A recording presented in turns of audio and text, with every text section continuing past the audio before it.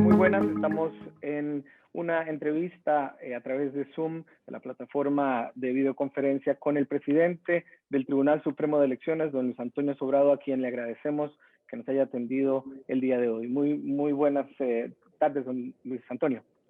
Buenas tardes, es un gusto estar ante las cámaras y los micrófonos de tan prestigioso medio de comunicación. Don Luis Antonio, usted está al frente del Tribunal Supremo de Elecciones y se acercan los comicios presidenciales que sin duda serán muy especiales, sin precedentes en la historia del país. Se van a realizar durante probablemente una nueva fase de la pandemia. El Tribunal Supremo de Elecciones ha trabajado desde hace varios meses con el Ministerio de Salud en cuanto al protocolo para las elecciones. ¿Usted nos podría contar un poco de qué va este protocolo? ¿Qué podemos esperar los costarricenses para ese proceso electoral que sin duda será bastante diferente a los anteriores? Bueno, yo lo primero que tengo que contar es que creo que Costa Rica resultó menos golpeada en el ámbito electoral que otros países. Recordemos que pudimos celebrar las elecciones municipales de 2020 sin una afectación por virtud de la pandemia. Y la pandemia pues empezó a mostrar sus principales efectos en Costa Rica ya pasado ese proceso electoral y a 2 años plazo de la siguiente elección nacional. Para febrero del 2022 yo creo que tenemos un escenario mucho más amable. Habremos avanzado de manera muy significativa con los procesos de vacunación. Hoy la prensa da cuenta de ello. De suerte que para febrero del 2022, aunque no esté vacunado el 100% de la población, tendremos sin duda efecto rebaño y por tanto los riesgos que puedan presentarse en relación con la salud pública serán mucho menores si se le compara a qué hubiera sucedido si el calendario electoral hubiera sido diferente. Desde luego, para esa elección, pues tomaremos las medidas técnicas adecuadas para aún encontrándonos en ese escenario más amable, pues evitar una afectación a la salud pública.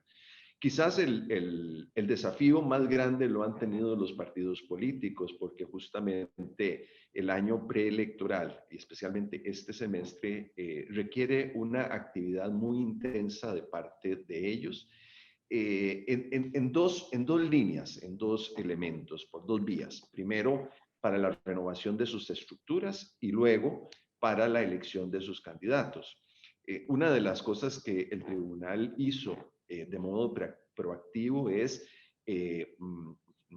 apoyar y asesorar en un proyecto de ley que ya se convirtió en ley de la República, que justamente le permite a la mayoría de los partidos políticos diferir sus procesos de renovación de estructuras para el 2022. Es una norma habilitante, los partidos son los que tienen que tomar la decisión si se acogen al transitorio o si emprenden sus actividades de renovación de estructuras en este momento.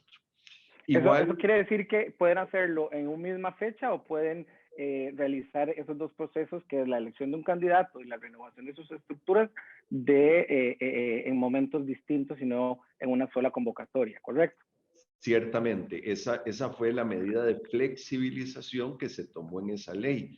No tornar obligatorio, por lo menos para la mayoría de los partidos, hacer sus procesos de renovación este año, de suerte que la mayoría de ellos tienen las puertas abiertas para que ese proceso de renovación se realice en el año 2022.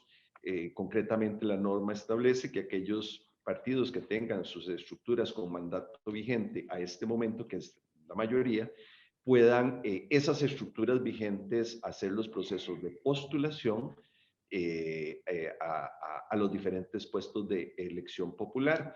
Inclusive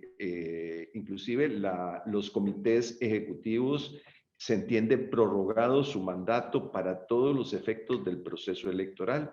Eso fue una medida que, facilitó el accionar de los partidos en orden a que la pandemia no los obligue a un mayor despliegue de actividades. Don Luis Antonio, quiero volver a la pregunta inicial. Usted habla y efectivamente probablemente va a haber un escenario, como usted dice, más amable en febrero del 2022 en relación con la pandemia, pero supongamos que sea así y ojalá sea así.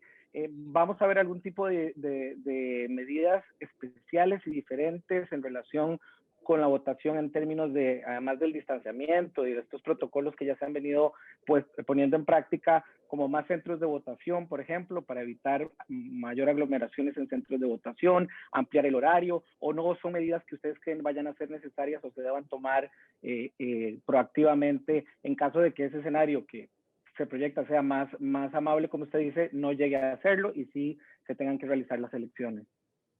Sí, sin duda la pandemia nos ha remitido al mundo de las incertidumbres.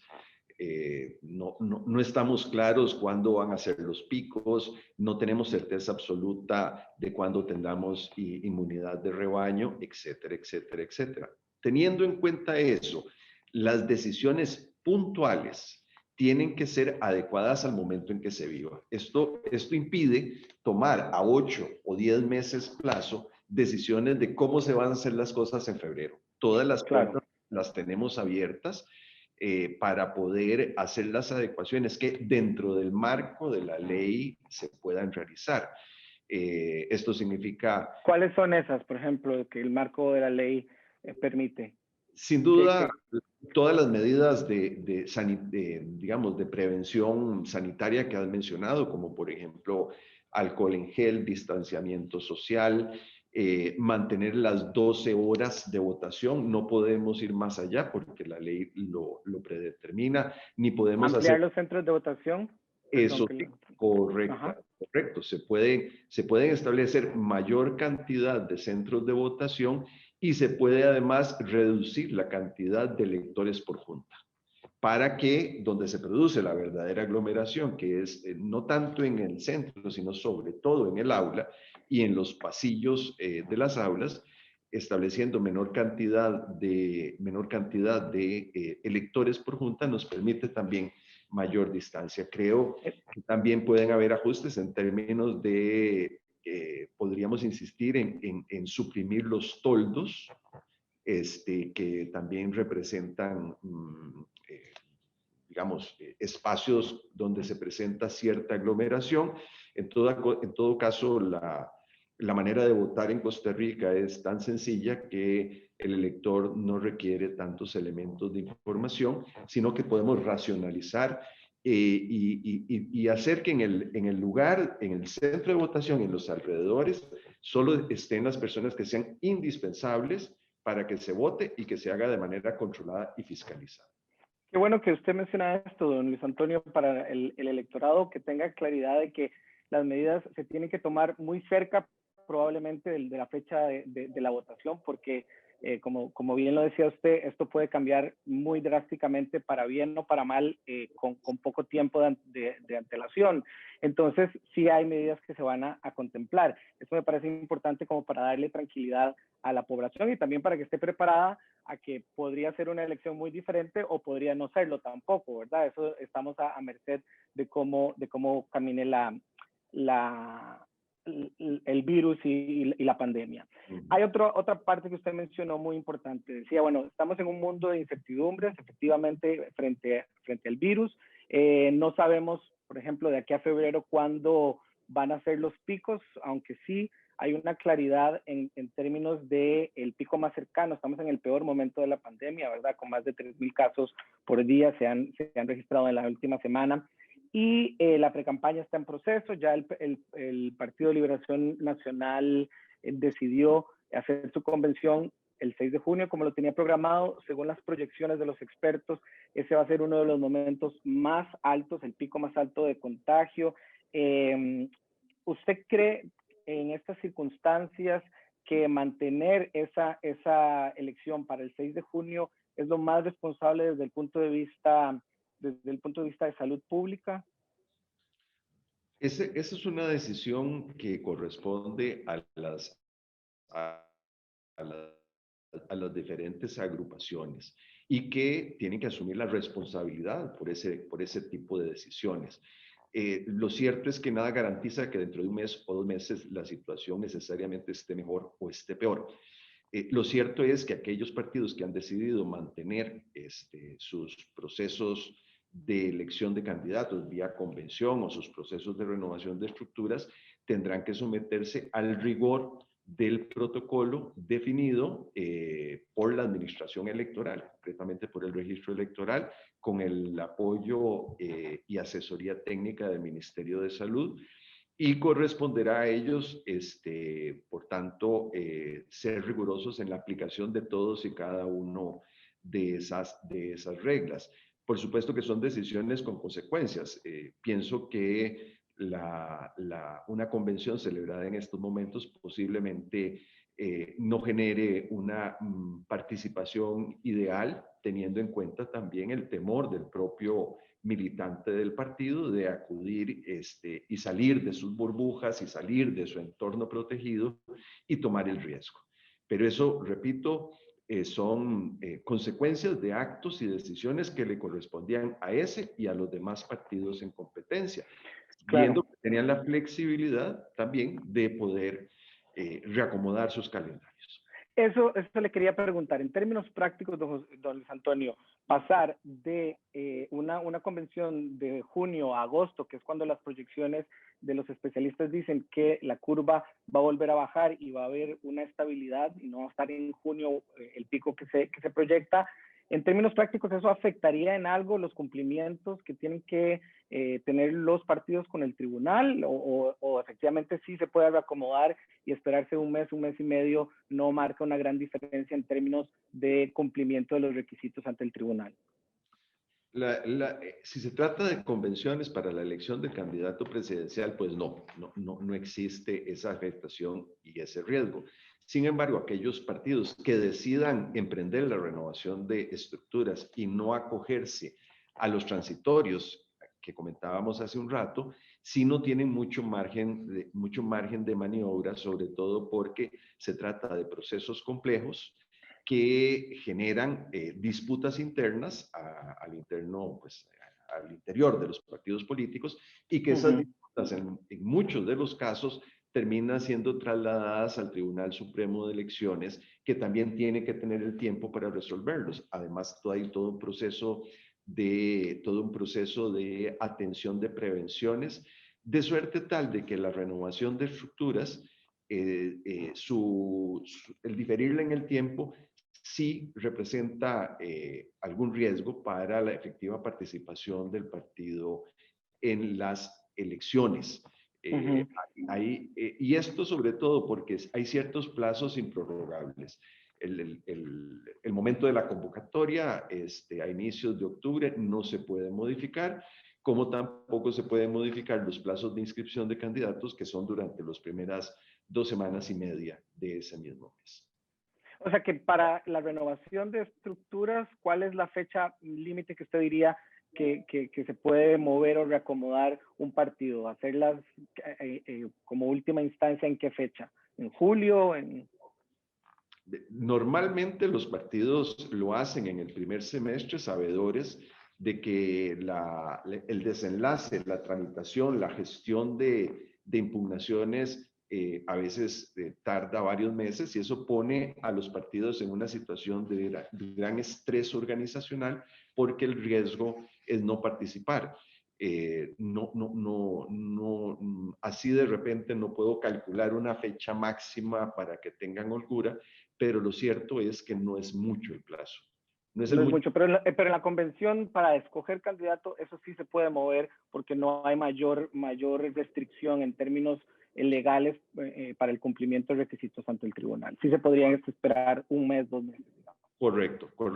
Y pensando en que el plazo para la apertura de la inscripción de candidatos es los primeros días de octubre, y el proceso de elección de la fórmula presidencial tiene mucho menor complejidad que la inscripción de candidatos a diputados.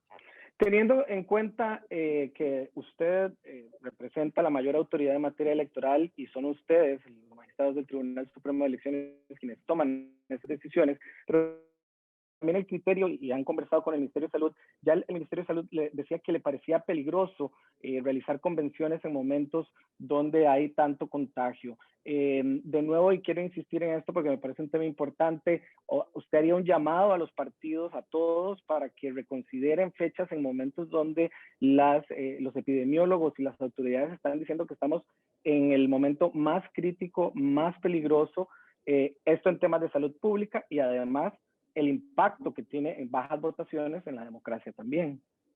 ¿Haría usted un llamado para que lo reconsideren, para que lo piensen? En mi condición de juez electoral no resulta oportuno ni prudente que yo le indique a los partidos, se les sugiera cómo deben de actuar. Lo cierto es que tienen que tener muy claro que las decisiones que tomen tienen consecuencias en el plano político y que las decisiones de mantener las fechas en los picos de la pandemia los obligan a someterse a un mayor rigor de procedimientos y asumir las responsabilidades que deriven de esas decisiones. Desde luego que a nadie le gustaría tener que desarrollar esta actividad electoral en momentos en que sea más riesgoso, especialmente para la militancia de los respectivos partidos políticos, pero repito, es algo del resorte de esas agrupaciones y de sus dirigencias. Eso quiere decir que el tribunal, como órgano colegiado, no puede ordenar a ningún partido a mover la fecha de la elección de un candidato. No lo puede hacer. Lo que sí puede hacer es establecer condiciones más restrictivas o menos restrictivas, dependiendo del momento en que éstas se celebran. Hay que decir que hay una gran cantidad de países alrededor del mundo que han realizado procesos electorales en momentos de pandemia y que esa celebración se ha hecho en tales condiciones que no ha supuesto una agravación de las condiciones de salud pública. Pero el riesgo siempre... Está el caso de Estados Unidos, por ejemplo, pero hubo mucha votación por correo, una posibilidad que aquí no existe, ¿verdad? Y aunque hubo participación en las urnas, ese es un caso, digamos, de una elección que se realizó en pandemia que no resultó directamente en aumentos de los casos. Me refiero a procesos electorales más cercanos en América Latina, sí. República Dominicana, para mí el más emblemático de todos, pero también podemos pensar en otros países, en España, en Cataluña, también se realizó en momentos complicados. No quiero decir que no sea riesgoso, pero los riesgos se pueden de alguna manera mitigar con protocolos rigurosos y asegurándonos del cumplimiento de los mismos. Usted decía ahora que, por ejemplo, podrían aumentar los centros de votación, podrían, en el caso de las elecciones nacionales, prohibir los toldos. ¿Va a girar el tribunal alguna, y que esto sí le puede competir en relación con los partidos, algunas acciones, les va a pedir algunas restricciones especiales, por ejemplo, a Liberación Nacional el 6 de junio, ante la situación que estamos viendo con los casos de no tener toldos, de ampliar los espacios a donde la gente puede ir a votar? ¿Eso está en estudio? No, de hecho el tribunal en conjunto con Hacienda elaboró un conjunto de lineamientos para la celebración de este tipo de actividades en donde se eliminaron los toldos efectivamente y a partir de estos lineamientos cada partido debe de elaborar su propio protocolo. Están prohibidas las plazas públicas como elemento de activismo partidario. Se establecieron además, no en los lineamientos, pero ya en los protocolos, pues limitaciones o aforos máximos, un conjunto de restricciones a las cuales están sometidos ese propio partido, y ese protocolo fue ya validado por el Ministerio de Hacienda y por la Administración Electoral también. Y usted como el tribunal va a ampliar la cantidad de gente que esté fiscalizando que se cumpla en las diferentes convenciones. ¿Esto le toca al Ministerio de Salud o cómo va a funcionar esa supervisión y ese control para que la gente esté segura de que los protocolos se están cumpliendo el día de las elecciones internas? Es básicamente una responsabilidad del Ministerio Ministerio de Salud, pero que desde luego el tribunal puede apoyar en lo que sea necesario. De igual manera en que fiscalice de que no se realicen eventos que supongan mayor aglomeración o que controla los aforos en los sitios comerciales, etcétera. Es básicamente una responsabilidad del Ministerio de Salud. Yo le agradezco esa claridad, don Luis Antonio. Usted como ciudadano, si tiene que ir a votar en una pandemia, en una situación donde los casos están en su pico más alto, ¿usted lo haría tranquilamente tomando todos los protocolos? ¿Cuál es el mensaje para los ciudadanos? Que se cuiden y vayan a votar, que lo piensen y valoren de acuerdo a sus condiciones particulares. ¿Qué consejo le daría usted al ciudadano? Yo le diría al ciudadano que si tiene la decisión de participar en estos procesos, que sea muy cuidadoso, que ni por un momento prescinda de los elementos de protección, como el uso de la mascarilla, del lavado de manos, de no juntarse más allá de las distancias permitidas. Es decir, que sabiendo de que hay un riesgo y que está asumiendo un riesgo, como asumimos un riesgo el día que salimos de nuestras casas hoy. Pero si se ha tomado esa decisión, que sepa que es el cuidarse es una responsabilidad de cada persona. El Estado puede aconsejar, el Estado puede orientar, pero al fin y al cabo, si terminamos en una UCI o en un hospital, es algo que se debe a nuestra conducta irresponsable. Don Luis, ahora usted mencionaba el tema de que, no van a haber mítines, no van a haber plazas públicas, esto cambia un poco la dinámica, pero también viene la tecnología y el avance de la tecnología en los últimos 4 años y el uso por parte de los políticos de estos recursos tecnológicos. ¿Cuál es para usted o cuáles son las principales amenazas que tenemos para la democracia y para las elecciones internas como nacionales con estos nuevos elementos y particularmente el tema de la tecnología frente a los comicios del 2022? Es una pregunta muy interesante y muy pertinente la que usted formula. De alguna manera, todo lo relacionado con la revolución de las comunicaciones y el mayor acceso que hay a Internet, especialmente en virtud de los teléfonos inteligentes, ha cambiado la manera en que socializamos y la manera en que interactuamos en el mundo de la política y en los procesos electorales. Ya desde hace algunos procesos electorales ha venido decayendo la manera en que se hacía política antes, donde uno de los eventos más importantes eran las plazas públicas y la plaza de cierre era un termómetro que utilizaban los políticos para determinar quién iba ganando.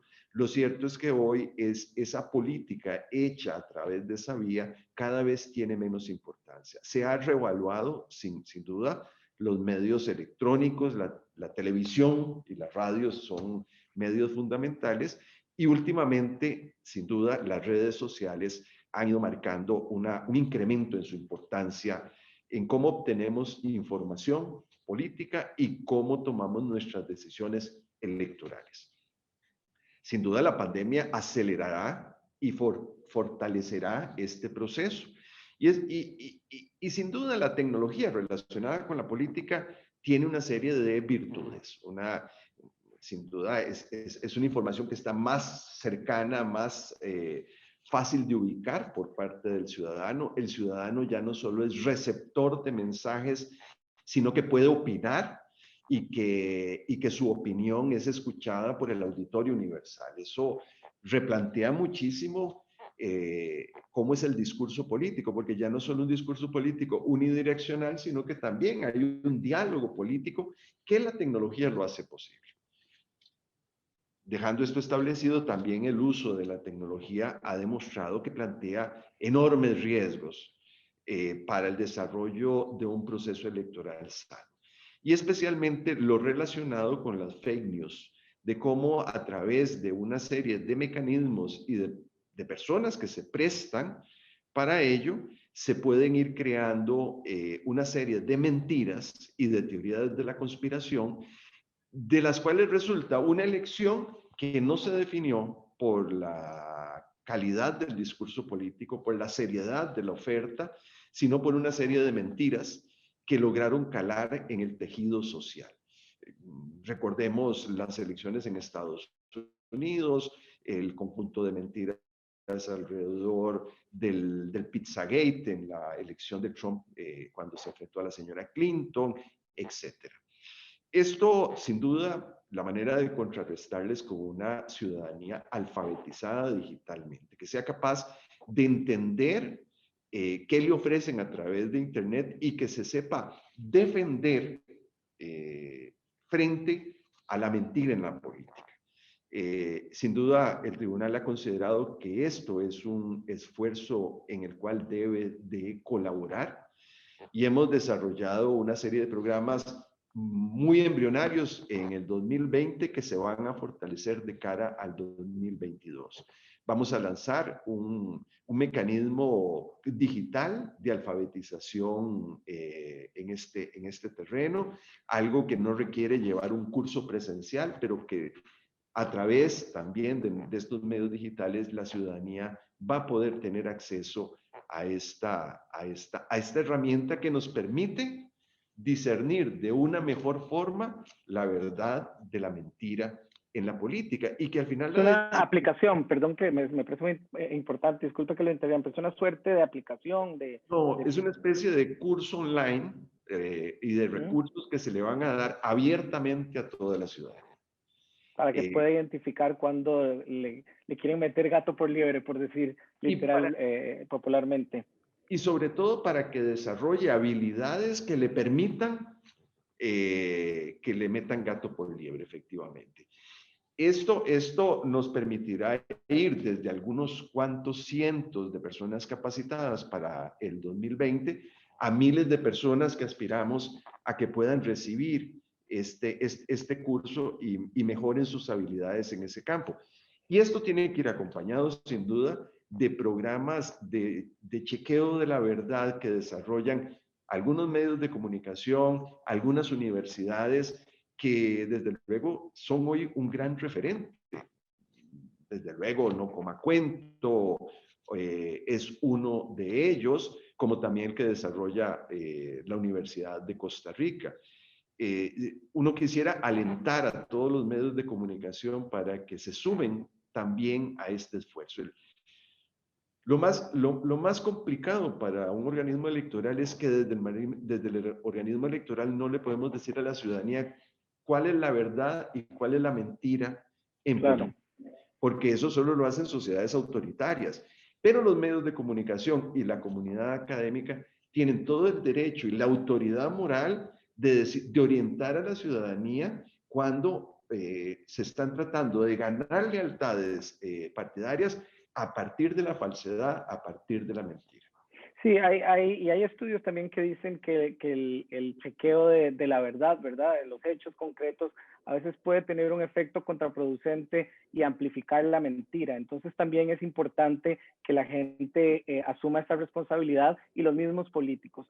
En el uso de tecnología, que me parece muy importante y voy a insistir unos minutos en esto, hay algunas disposiciones o el tribunal va a poder tomar algunas acciones en lo que es la propaganda en plataformas digitales como Facebook, como Instagram. ¿Eso se va a regular? ¿Cómo va a funcionar esa materia en estas elecciones? Hay que tener muy en claro qué es propaganda y qué es propaganda en redes sociales. El tribunal ha entendido que el uso de los perfiles de Facebook, por ejemplo, por parte de las personas, no es propaganda, es ejercicio de la libertad de expresión. ¿Qué es entonces propaganda? Pues lo que se pauta en esas redes a cambio de dinero. Los banners, por ejemplo, las cosas que nos surgen y que son producto de una inversión de una agrupación política. Ese tipo de propaganda sí es objeto de control y fiscalización y eventualmente de sanción por parte del organismo electoral. Sin duda, tenemos algunas herramientas para poder estar monitoreando qué pasa ahí. Hemos tenido y seguiremos teniendo contacto y relación con los proveedores o con algunos de ellos de redes sociales para obtener información, como ya lo hicimos exitosamente en el 2020, por ejemplo, con Facebook. Y buscaremos especialmente que no se genere impunidad en el uso, repito, de pauta pagada por parte de los actores políticos, entendiendo de que lo demás es interacción social, libertad de expresión y un tema que no puede ser reprimido por el Estado. Claro. ¿A usted le preocupa el uso de tácticas, por ejemplo, los trolls, los llamados trolls, la proliferación de sitios o páginas que no se sabe quién las maneja, que son tipo fantasma, que, como usted bien lo decía, transmiten información que no es veraz? ¿Eso cree que se va a incrementar en esta campaña? ¿Al tribunal en particular le preocupa este escenario?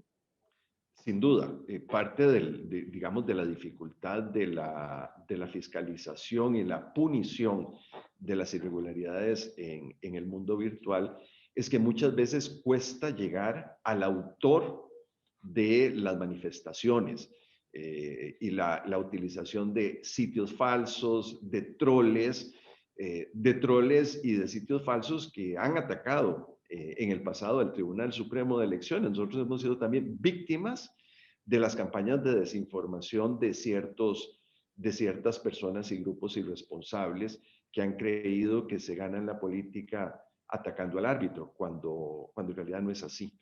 Pero con eso tenemos que lidiar y gracias a estas alianzas hemos podido tener más claro de dónde provienen estas cosas.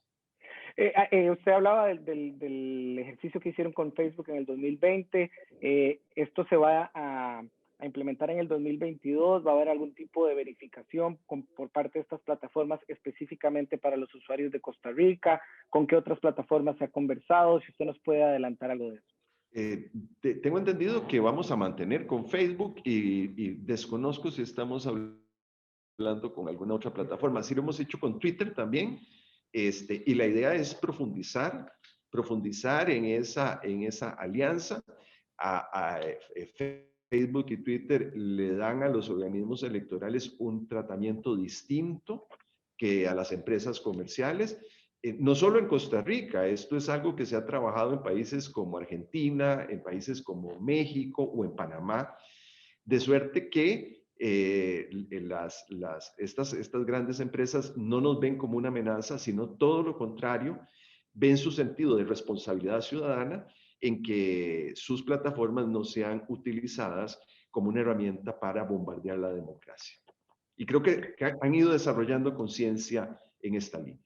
Usted acaba de mencionar un concepto que me parece fundamental repetir y que interioricemos los electores, los ciudadanos y los ciudadanos. Bombardear la democracia, ¿verdad? Y decía usted también que el tribunal ha sido en años anteriores víctima de estas campañas de desinformación.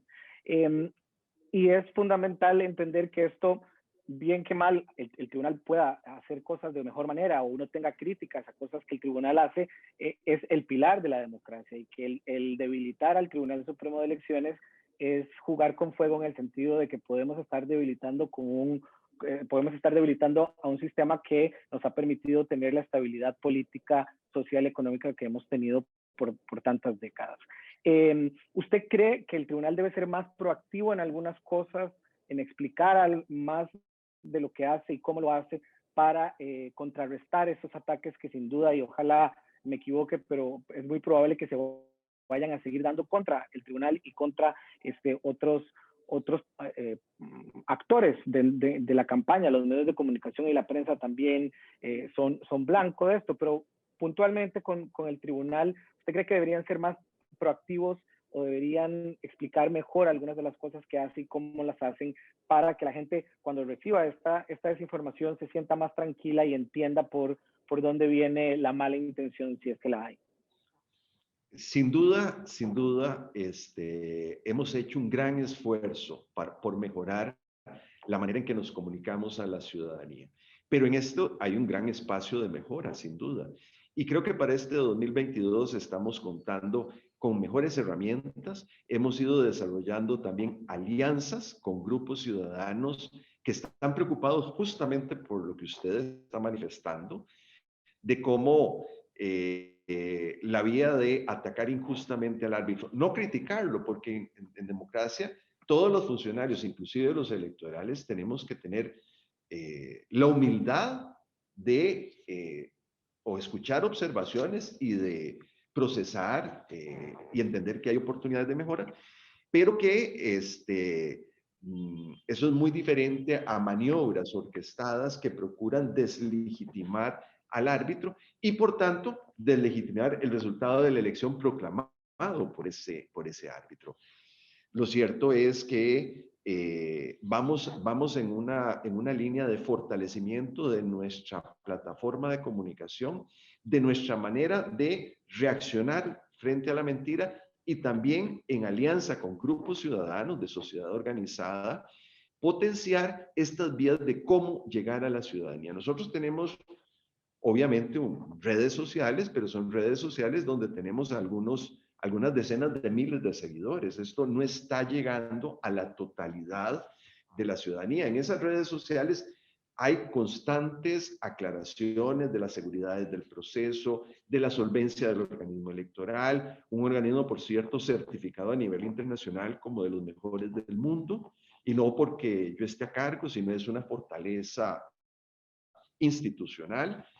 El reto es cómo esa información y esa aclaración que desarrollamos en nuestros perfiles sociales pueda Amplificarse. exacto, cómo tener una suerte de caja de resonancia, porque no siempre los medios de comunicación reproducen nuestros comunicados de prensa. Y por eso tenemos que tener vías directas de cómo comunicar a la población, sobre todo con cierto tipo de mentiras y maniobras que en determinado momento puedan estar comprometiendo la integridad de los comicios. Ciertamente tenemos una magnífica relación con la mayoría de los medios de comunicación, pero eso a veces no es suficiente. Y le repito, el desafío que tenemos y en lo que estamos trabajando es cómo este mensaje pueda ser multiplicado y no quede confinado en las redes sociales del tribunal. Sin duda, bueno, cuente con nosotros, don Luis Antonio, para este esfuerzo que sin duda es fundamental. Usted hablaba de oportunidades de mejora que usted reconoce tiene el Tribunal Supremo de Elecciones. Si pudiera priorizar en tres, ¿cuáles serían esas tres oportunidades de mejora que tiene el tribunal ante la coyuntura electoral que ya está por iniciar en octubre? Bueno, yo creo que todo este fenómeno de redes sociales, elecciones y organismo electoral es algo relativamente nuevo y es algo en el cual hay que perfeccionar y fortalecernos sin duda. Lo otro que ciertamente quisiéramos tener es contar con reglas más razonables en materia de financiamiento partidario, de modo que las elecciones fueran más equitativas en cuanto al acceso a los medios de comunicación y el acceso al dinero público invertido en política. Es algo de lo cual venimos hablando con fuerza desde el año 2001 y que sin embargo no ha sido escuchado y menos atendido por la clase política representada en la Asamblea Legislativa. Yo lo que creo es que parte de las patologías del financiamiento son consecuencia de que el dinero invertido en la política no se hace con las mejores reglas, entendiendo de que la finalidad de invertir dinero en la política es que todas las agrupaciones tengan un piso mínimo de exposición. Y lo cierto es que la plata llega después. Para que llegue antes hay que tener un financiamiento y un financiamiento que dependerá de las encuestas preelectorales, lo cual es un obstáculo a veces irrazonable. Y esta situación hace que que la tentación de mirar hacia dinero no muy sano se acreciente de parte de las agrupaciones políticas. El Eso me dinero, parece, perdón, adelante. no, perdone que lo haya No, me, interrumpido. me parece fundamental, no, disculpe que lo interrumpa de nuevo, pero me parece fundamental eso, porque a ustedes les preocupa que dinero de fuentes cuestionables, está el crimen organizado, que ya no es una cuestión local, es una cuestión transnacional, el narcotráfico, pueda extender sus tentáculos y utilizar el financiamiento de alguna manera o el dinero en campañas políticas en el caso de Costa Rica. Sí, dicen algunos con algo de cinismo que en política lo único que no se vale es perder. Y esto significa que si el Estado no crea condiciones de competencia equitativa, hay una tentación importante de parte de las agrupaciones de solventar esa ausencia de recursos por otros medios y llegar a límites y a bordes cuya transgresión es realmente peligrosa. Desde luego que uno de ellos, y el más preocupante, puede ser el crimen organizado y el narcotráfico, pero también los grupos de poder económico, las sociedades anónimas canalizando dinero a través de testaferros, en fin, una serie de mecanismos que pueden utilizarse para recurrir a fuentes prohibidas o, lo más peligroso aún, para ocultar el verdadero origen de las donaciones y de los recursos. Así que tarde o temprano, ojalá más temprano que tarde, podamos hacer esa reingeniería en el sistema de financiamiento, que garanticemos acceso gratuito por parte de los partidos políticos a un mínimo de presencia en medios de comunicación, donde fortalezcamos el adelanto de la contribución del Estado, donde reduzcamos la carga financiera de los procesos electorales, en fin, algo que pretendió el tribunal lograr con su proyecto de 2001 y que la Asamblea en ese momento ni siquiera le dio oportunidad al proyecto de debatirse. Uh-huh. Y es algo a lo que le ha vuelto la cara desde entonces, ¿verdad? Y uno supondría que es que a los partidos más grandes no les conviene que los más pequeños estén en igualdad de condiciones. Eso es un factor. Lo que pasa es que en política siempre hay que pensar de cuándo puedo llegar a estar en oposición, cuándo puedo dejar de ser minoritario y de cuándo, y llegado a ese espacio, pues una competencia equitativa me permitiría regresar al poder. Es decir, yo creo que eso una manera inteligente es tener esa perspectiva. Lo otro es que, sin duda, los medios de comunicación y los propios agentes del sistema financiero nacional son también grandes ganadores en el negocio de la política. Y una reingeniería puede estar afectando esos intereses de esos sectores. Resúmanos muy brevemente, esa reingeniería que usted habla tiene que tener el elemento de una mayor igualdad, de un acceso prioritario adelantado a fondos y también de cambio en los roles, digamos, o en las condiciones por parte de otros actores políticos o actores en este escenario como los medios de comunicación. ¿Cómo nos resumiría esa reingeniería usted? Yo insistiría en el punto central que pasa por las franjas electorales, que es darle a los partidos la posibilidad de un mínimo de exposición para todos por igual. Esto se puede hacer cargándole la factura a los medios de comunicación radiales y televisivos por el uso del espectro electromagnético, que es la solución que le han dado la mayoría de los países de América Latina. También se puede canalizar recursos de la contribución estatal para financiar este acceso gratuito y mínimo o una mezcla de ambas opciones. Hemos propuesto las dos cosas que no han sido, como le digo, discutidas y menos aprobadas. Estamos hablando de que sea más generosa la porción que se adelanta a título de préstamo en favor de los partidos políticos y algunas otras medidas tendentes a abaratar los procesos electorales. Algunas ya se han ido desarrollando por vías alternas. Por ejemplo, se eliminó la obligación de una publicación anual de los estados financieros de los partidos, sustituyéndola por su publicidad a través del sitio web del tribunal. Pues la idea va por ahí.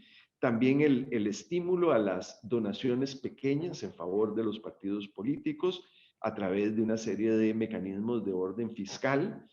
Yo creo que hay que estimular al costarricense para que ayude a las agrupaciones de su simpatía, desde luego. En fin, va por esta Sí, que línea. pueda dar pocos montos, pero también eso le da una autoridad y le da la posibilidad de exigirle cuentas al político. De, bueno, yo voté y doné por usted dinero y entonces ahora sí, pues cúmplame la promesa que me hizo, ¿verdad? Que eso es un elemento fundamental en la participación ciudadana. Sin duda, y lo ideal son muchas contribuciones de montos pequeños y no pocas contribuciones de montos grandes. Porque de alguna manera la contribución o las liberalidades preelectorales tienen un costo y pueden generar una cooptación del gobierno por parte de sus grandes donantes. Ese también es un riesgo que hay que conjurar y en Costa Rica se conjuró prohibiendo la donación de personas jurídicas. Ahí ese peligro de cooptación se eliminó. Y apostamos por la idea de muchos aportes pequeños de gran cantidad de personas que además muestren así su compromiso con alguna agrupación y que pueda resultar favorecida en su tratamiento fiscal. Para esto no va a pasar en el 2022, lamentablemente. Ojalá que en las próximas elecciones presidenciales podamos ver estas reformas ya hechas una realidad. Sí se aprobó para las próximas elecciones, tanto presidenciales como municipales, una reducción de la deuda política, ¿verdad? Hablando después de todo esto que usted tan claramente nos ha expuesto, ¿cuál es el impacto real que va a tener esta reducción? ¿Es de preocuparse, digamos, en ese exceso de ciertos grupos a una participación más equitativa? Es un llamado también a los partidos a ser más cautos con el uso de los recursos. Yo creo que a la hora de aprobarse esa ley que flexibilizó la celebración de los procesos de renovación interna, vino acompañada con una reducción del aporte estatal a los partidos políticos. No hay que llamar engaño, en realidad ya venía aplicándose un transitorio de reducción.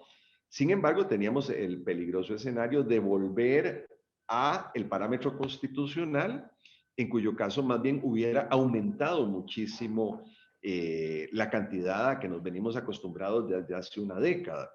Creo que los diputados con lucidez no solo aprobaron la reducción temporal, sino que fueron un poco más allá de lo que ha sido la práctica en la última década. Yo creo que son ellos mismos beneficiarios del aporte estatal quienes aceptaron no solo mantener el régimen transitorio, sino hacerlo, digamos, más limitado, contar con menos recursos para la contribución del Estado, lo cual se justifica no solo por la pandemia, sino especialmente por la crisis fiscal que venimos arrastrando, agravada por la condición pandémica.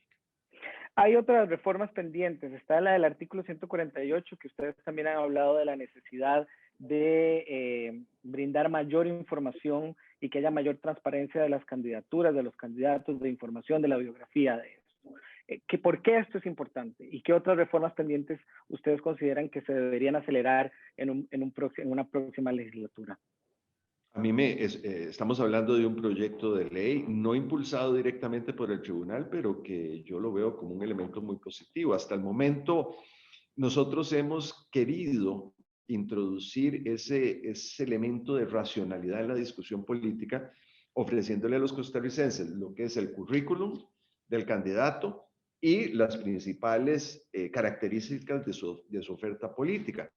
Pero en la legislación actual es voluntario, es decir, no es obligación del candidato y de hecho en nuestras plataformas pueden observarse espacios vacíos, es decir, candidatos que no quisieron, digamos, comprometerse con esta información. El proyecto de ley lo torna obligatorio, lo cual a mí me parece que es un paso adelante, un paso adelante en ese ideal de contar con un votante informado. Un votante informado que también nosotros apoyamos, no solo creando esta plataforma, sino fomentando debates entre los candidatos, que recordemos, son los únicos debates que cuentan necesariamente con toda la oferta presidencial. Y eso Además, lo vamos a ver, por hay supuesto, en algunos esta candidatos campaña. que solo tienen acceso al debate del tribunal. Sin duda.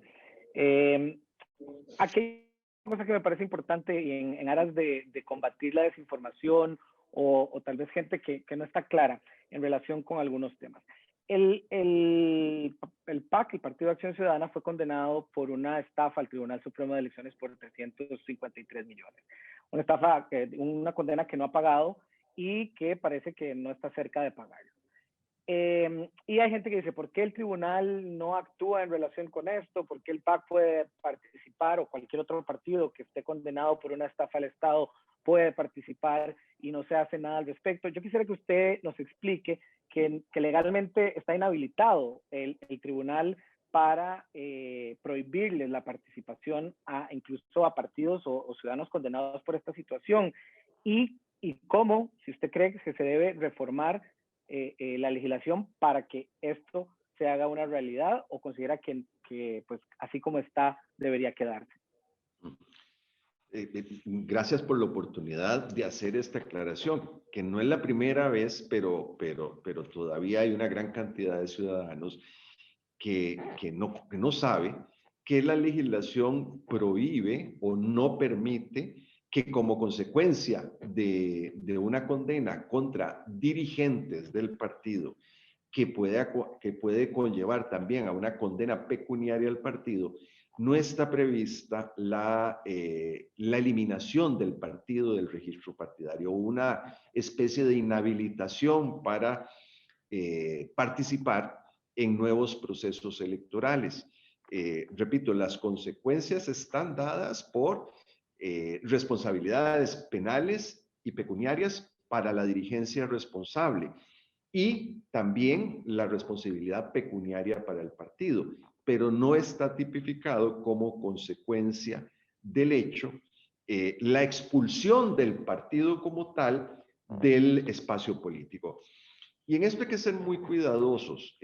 Recordemos, y eso a la gente a veces se le escapa, que un partido no es su dirigencia transitoria. Un partido es el conjunto de militantes que se asocian para participar en política. Esto hace que, por regla de principio, una mala dirigencia que inclusive comete irregularidades del orden penal, no tiene en vía de principio que responsabilizarse de hecho al alma del partido, que es el conjunto de militantes. La consecuencia política de malas dirigencias es que esa militancia releva a la dirigencia por haber sido incompetente, por haber cometido delito o demás. Pero sancionar al conjunto de militantes por pecados de dirigencias transitorias no pareciera razonable, salvo casos extremos, ¿verdad? Salvo cuando el partido, por ejemplo, es una plataforma espuria para promover el odio en contra de las minorías. Ahí es otra cosa, ahí es una asociación ilícita que debe de ser expulsada o por lo menos dejar de ser reconocida como un interlocutor político válido. Pero cosa muy distinta, repito, es que frente a excesos, errores o torpezas de una dirigencia, castigar al partido y al proyecto político de esa gran cantidad de personas, de afiliados, responsabilizarlos por cosas que no han hecho. Así que... Y se trata de sacar al chofer y a lo mecánico y no dejar que el bus siga caminando. Nunca mejor dicho que con ese símil que hace, esa metáfora. Ya para ir cerrando, don Antonio, muchas gracias por su tiempo.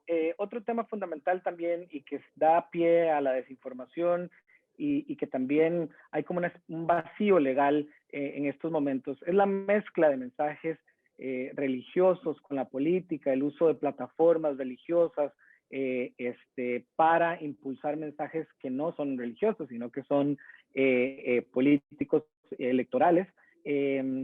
¿Cuánto se puede hacer en estos momentos sobre eso?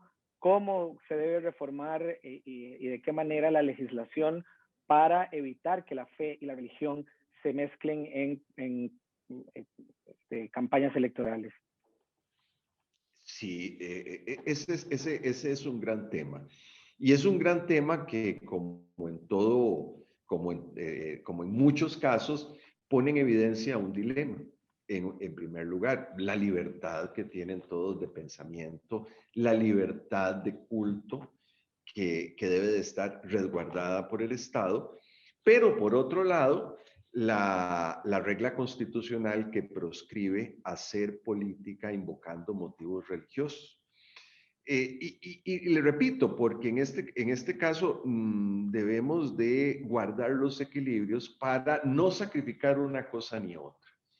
Es decir, en pro de procesos electorales íntegros, no podemos tomar una actitud de persecución a quien tiene opiniones religiosas, pero tampoco podemos permitir que se manipule a través de la propaganda a los electores, atrayéndolo a ciertos liderazgos por motivos de religión.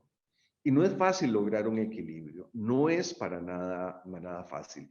De hecho, el tribunal ha ido más allá, no solo ha tramitado una serie de denuncias,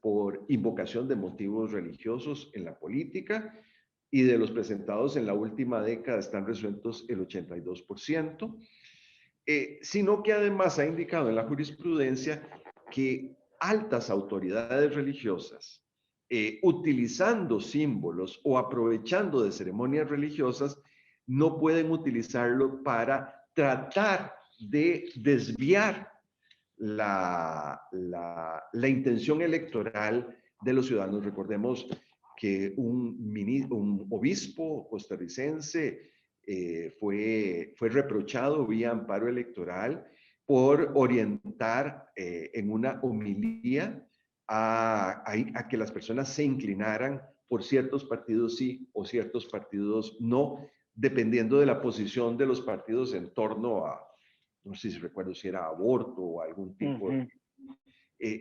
ese fue un mensaje muy claro y muy duro de parte del tribunal, tratando de definir un límite que hay para la expresión digamos, de las ideas religiosas y de las opiniones de los líderes religiosos, pero que no podía llegar a tal punto de que se tratara de mensajes poderosos dirigidos a que la feligresía optara por un partido o la feligresía optara por otro partido. Le repito, no fueron, esa y otras decisiones no han sido nada fáciles, nada fáciles. De lo que se trata, repito, es que la persona pueda votar libremente, libre de influencias espurias, y obviamente la manipulación religiosa podría ser una influencia espuria. Pero no por ello iniciar una cacería de brujas, que es el exceso que podríamos ir por el otro lado. Y aquí encontrar el punto de equilibrio no es fácil, requiere de sabiduría y también de autocrítica de cómo podemos ir ajustando y logrando un mejor balance. ¿Usted diría que el tribunal ha sido suficientemente beligerante en esta lucha, digamos, y que ha logrado pues, el mejor balance posible o podría afinarse un poco más? Sin duda podríamos, desde luego, repensar y buscar un mejor balance entre las dos cosas, pero siempre poniendo la mira en que no debemos de sacrificar ni el derecho a tener una opinión y una convicción religiosa, pero tampoco dejar la puerta abierta para que la ciudadanía pueda ser manipulado con elementos religiosos. Creo que la resolución de este amparo fue muy valiente por parte del tribunal, fue más allá de la regla constitucional, que la limitación que establece es imposibilidad de hacer propaganda basado en motivos religiosos, y propaganda es quien paga un medio de comunicación para desarrollar o potenciar un determinado mensaje. Entendió esa limitación de los líderes religiosos a partir de una interpretación sistemática de otras normas constitucionales. ¿Usted tiene temor? Creo que sin Perdón. duda, perdón, creo que sin duda también tenemos un desafío, y es el que estas denuncias puedan ser resueltas con mayor prontitud, que ese también es un desafío, y es un desafío del que somos conscientes y en el que estamos trabajando. Eso le iba a consultar, que puede darse la resolución ya cuando la situación pasó y no se pudo hacer nada. Ustedes están trabajando para comprometerse a poder resolver a tiempo y en el momento, en el contexto adecuado, y que esto no termine resolviéndose cuando ya no tiene ningún sentido. Ese es un compromiso que ustedes... Estamos conscientes de la relevancia de que la resolución sea mucho más pronta. Recordemos que si la justicia no es pronta, no es cumplida. Es una regla que todo abogado tiene que tener claro, y que estos asuntos demandan una clarificación mucho más inmediata. Especialmente cuando hay denuncias, por ejemplo, que no tienen ni pies ni cabeza. Esas denuncias tienen que ser resueltas en la puerta y de manera inmediata, porque el solo hecho de admitirlas genera una serie de expectativas que resultan a la postre infundadas, ¿verdad? Entonces, una resolución, una mayor prontitud en descartar el trigo de la paja. Y una vez que estén admitidas las que realmente merecen admisión a trámite, que tengan plazos de resolución más breves. Bueno, volvemos entonces ahora aquí a la información del ciudadano, que el ciudadano también esté claro que a la hora de presentar una denuncia esté bien fundamentada, lleve los elementos necesarios para que no se quede en el cuello de botella y se pierda una resolución para que haya justicia pronta y cumplida, ¿correcto? Sí, exactamente. Finalmente, ¿usted teme que en Costa Rica pase lo que ha pasado en otros países, Brasil, en otros países de América Central, que movimientos religiosos con muchísimo dinero provenientes de Estados Unidos o manejados desde Estados Unidos principalmente, puedan tener una presencia mucho mayor y estar dentro de algunos partidos políticos en el país, o desestabilizar un poco el panorama electoral ante las próximas elecciones? ¿Existe ese temor en el tribunal? Yo creo que el mayor temor del tribunal es que en épocas pandémicas como las que vivimos haya más un recrudecimiento del discurso populista de cualquier signo, o que el mensaje autoritario empiece a calar de manera más fuerte. Esos son riesgos que al menos yo los percibo como más importantes y de mayor cuidado de cara a las próximas elecciones. El mensaje que usted da ya para concluir esta entrevista, don Luis Antonio, ¿cuál es su mensaje para cada uno de los electores y electoras que nos están viendo? Viene una etapa en donde comienza a calentarse el ambiente electoral, en donde vamos a llegar a los comicios de febrero próximo. ¿Cuál es su mensaje? ¿Cuál es su consejo para que podamos salir de esto más fortalecidos todos, y por ende la democracia costarricense más fuerte y menos herida por malas intenciones y malos intereses? Yo lo que me gustaría decirle a las personas que nos ven y nos escuchan es que las elecciones del 2022 son una gran oportunidad.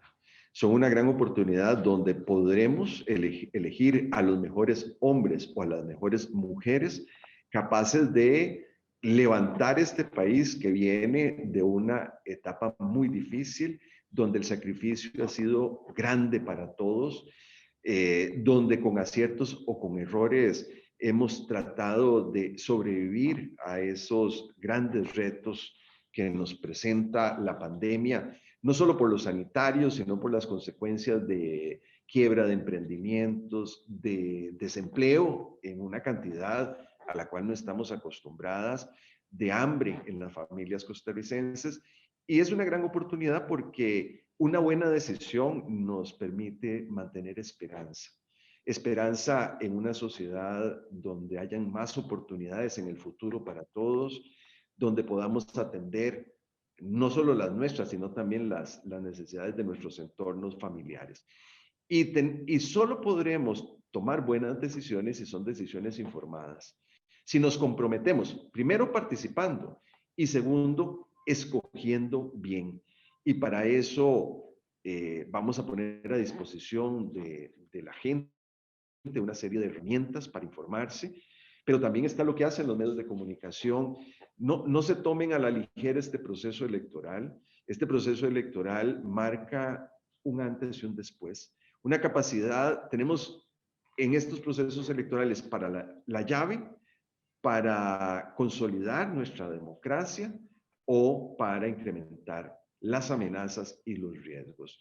La verdad es que cuando optamos por alternativas autoritarias, estas no solo no logran resolver las cosas, sino agravan las condiciones para vivir en libertad y con respeto a los demás. Así que está en manos de todos tener un gobierno, un futuro gobierno en la rama ejecutiva y en la Asamblea Legislativa mejor sintonizado con nuestras necesidades, con gente capaz e inteligente de sacar adelante esos desafíos, pero si no nos comprometemos y si no nos informamos, las cosas pueden estar peor para todos.